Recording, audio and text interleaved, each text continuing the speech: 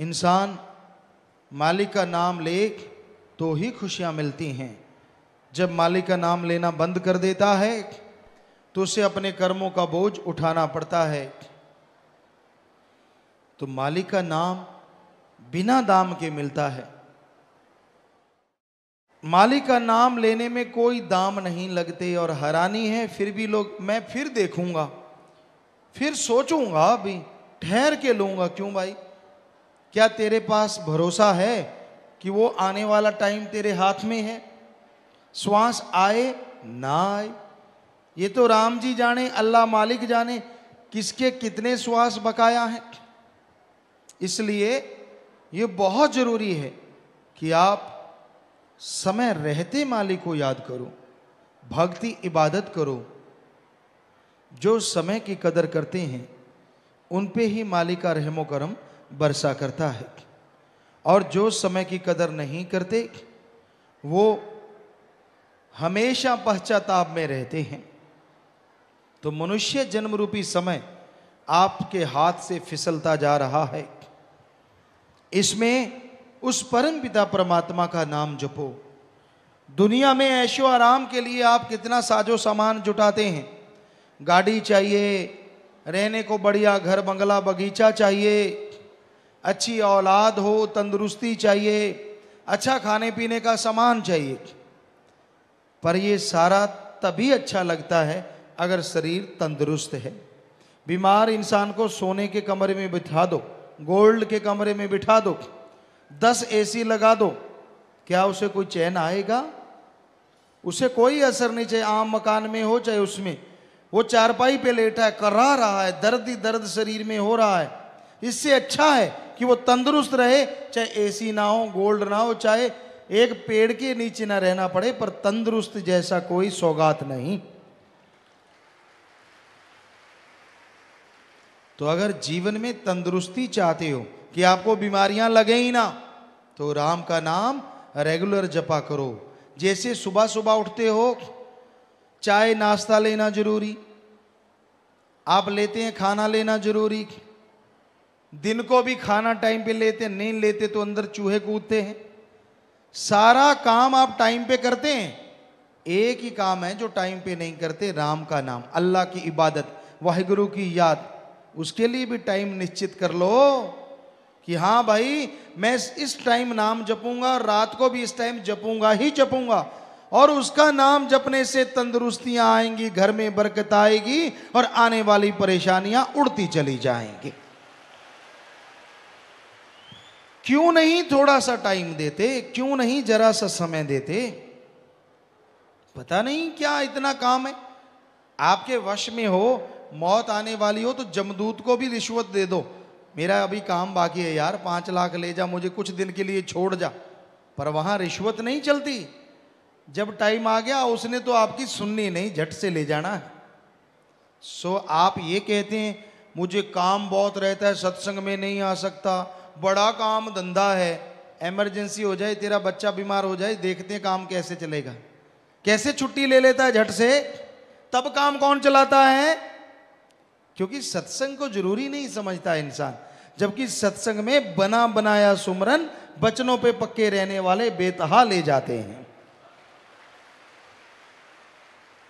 सो ये बहानेबाजी बड़ी अजीब लगती है। जब हम पूछते हैं किसी से, आप आए नहीं भाई, सत्संग आया करो बेटा, बहुत काम धंधा रहता है, बहुत रहता है भाई।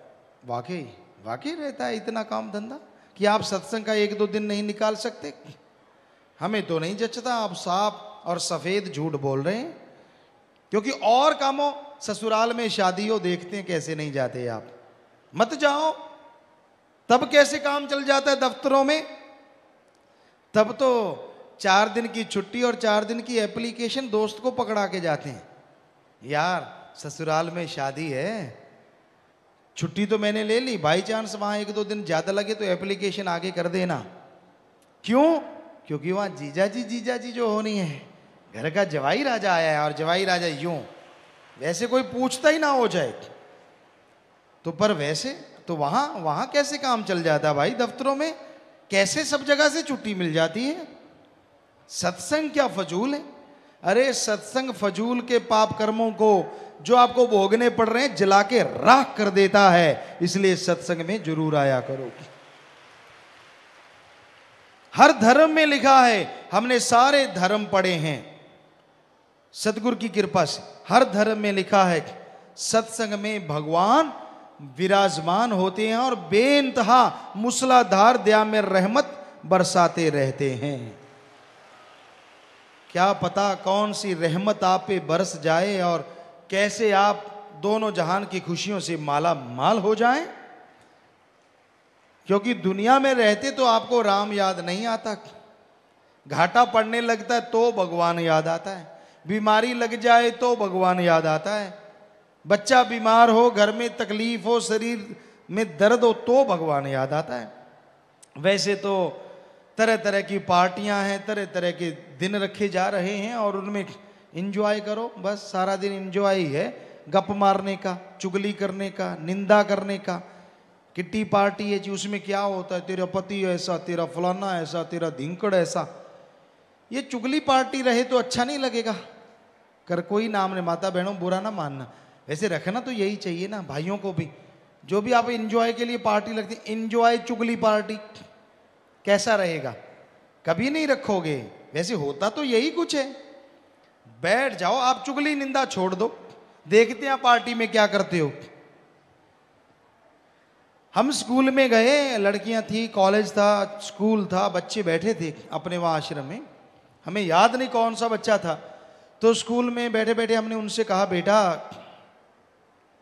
आप सिमरन किया करो, भक्ति किया करो। कहते पिताजी आप आया करो। हमने कहा ठीक है, आप कोई बुराई छोड़ दो। कहने लगे हाँ जी आप बताइए, हमें बता दीजिए, हम वो बुराई छोड़ देंगे। हमने कहा पक्का? हमने कहते जी हाँ। सारे स्कूल कॉलेज के बच्चे कहने लगे। हमने कहा ठीक है बेटा, चुगली निंदा छोड़ दो। बच्चों ने हाथ खड़े किए। एक ठीक ठाक छोटा सा बच्चा था, वो रो रहा था। हमने कहा बेटा हमारे पास ही था, तू रो क्यों रहा है? तो उसने जो कहा जरा ध्यान से सुनना। कहने लगा पिताजी अगर चुगली निंदा छोड़ देंगे तो करेंगे क्या? वाकई सच है, जरा सोच के देखो, चुगली निंदा अगर छोड़ दोगे तो करोगे क्या? बाकी बातें कौन सी रह जाती हैं? भाई कैसा है? ठीक हूं। काम धंधा कैसा चल रहा है? बहुत बढ़िया चल रहा है। अगर ऐसे बोल दिया तो अंदर जलन शुरू हो जाती है, उसी टाइम तेजाब बनना शुरू हो जाता है।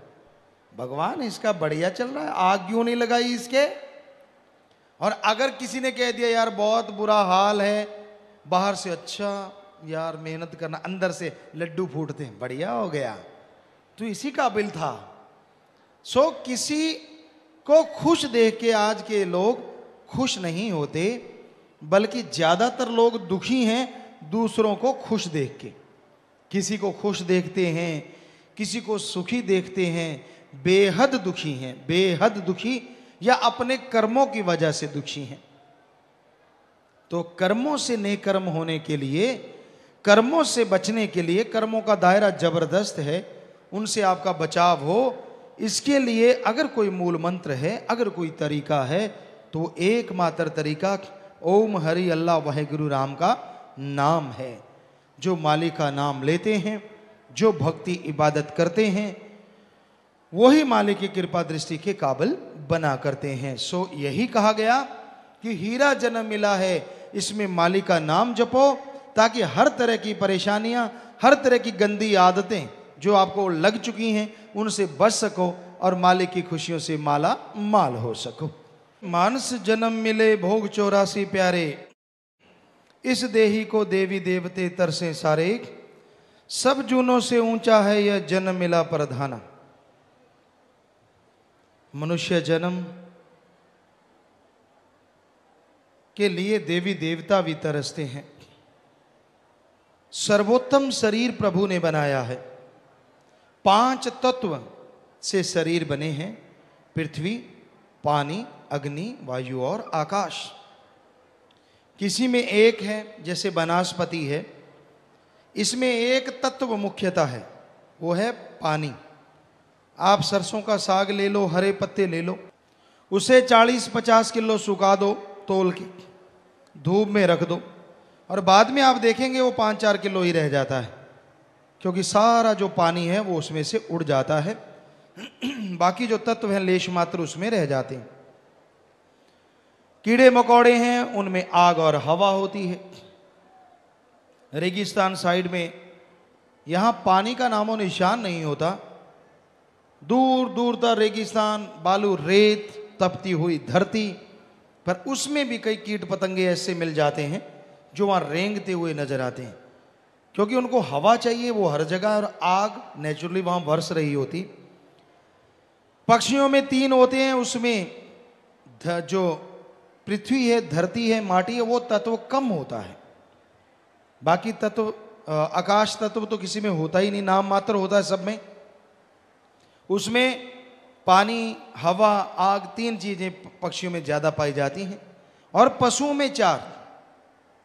आकाश तत्व नाम मात्र, पर इंसान में 5 तत्व परिपूर्ण है। आकाश तत्व भी सबसे ज्यादा है, और इसी वजह से आदमी की सोचने समझने की शक्ति सबसे ज्यादा है।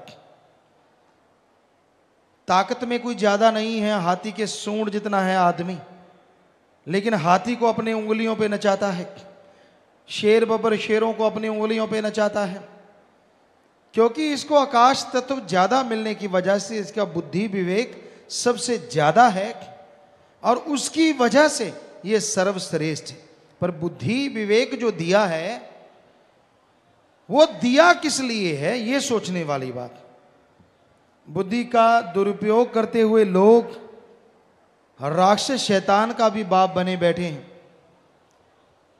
राक्षस शैतान जो होते थे वो तब आदमी को मारते थे जब उनके कोई दायरे में चला जाता था। जंगलात में उनके दायरे होते थे, सीमा रेखा होती थी कि उसमें अगर कोई चला गया तो वो राक्षस खा जाता था, छोड़ता नहीं था, लेकिन उसके बाहर नहीं आता था। समाज में ये असूल बनाए गए थे। तब युग कुछ और था कि जो मांस मदिरा बुरे कर्म करते हैं उनको राक्षस की उपाधि दी जाती थी, और उनका एक दायरा जंगलात में छोड़ दिया जाता था। इससे बाहर आया तो तुझे मार देंगे, इसके अंदर जो मर्जी कर। तो वो वहां रहते थे। तो कोई क्यों जाएगा कि इधर राक्षस क्या लेने जाएगा। लेकिन आज घोर कलयुग, ऐसा कलयुग है, चंद नोटों के लिए आदमी बिक रहे हैं और आदमी आदमी को खत्म कर रहा है, और इसका कोई दायरा नहीं। क्या पता कब सोए हुए निर्दोषों को खत्म कर दें, क्या पता चंद नोट के लालच के लिए कब अपने बाप को, भाई को, बहन को, मां को कब कोई मार दे, कोई भरोसा नहीं। इंसानियत रस्ताल में चली गई, मानवता खत्म होती जा रही है, ये भावना बिल्कुल बर्बाद होती जा रही है। तो भाई इंसानियत को जिंदा रखना है, जरूरी है, और इंसानियत को जिंदा रखने के लिए इस दिमाग का दुरुपयोग नहीं करना चाहिए। सदुपयोग करो, अच्छे नेक कर्म करो, भावना से अल्लाह मालिक राम को याद करो। अगर कोई सच्ची भावना से मालिक को याद करता है तो ही मालिक की दया में रहमत को पा सकता है। इस दिमाग के इस्तेमाल को अच्छाई की तरफ लेके जाओ, भलाई नेकी की तरफ लगाओ, तो आप देवी देवताओं से बढ़ के नज़ारे लूट सकेंगे, और आपका जीवन उनसे सर्वश्रेष्ठ है ये आपको महसूस होने लग जाएगा। इतने नज़ारे आप इस मृत्यु लोक में ले सकते हैं, इतनी खुशियां आप मृत्यु लोक में ले सकते हैं। यह जरूरी है, यह बहुत ही जरूरी है। तो इस घोर कलयुग में इंसान अपने दिमाग का इस्तेमाल नहीं कर रहा, इससे काम नहीं ले रहा, और जब इंसान अपने दिमाग से काम लेना शुरू करेगा तो यकीनन इसकी तमाम परेशानियां दूर होंगी, और ये अच्छा नेक इंसान बनता हुआ जिंदगी में खुशियां हासिल, सच्चा सुख जिसे कहते हैं, वो राम नाम से हासिल करना शुरू करेगा। क्षणिक धन धन सतगुरु तेरा ही आशा। सभी साथ संगत जी से निवेदन है कि मेरा चैनल जरूर सब्सक्राइब करें जी। धन धन सतगुरु तेरा ही आसरा।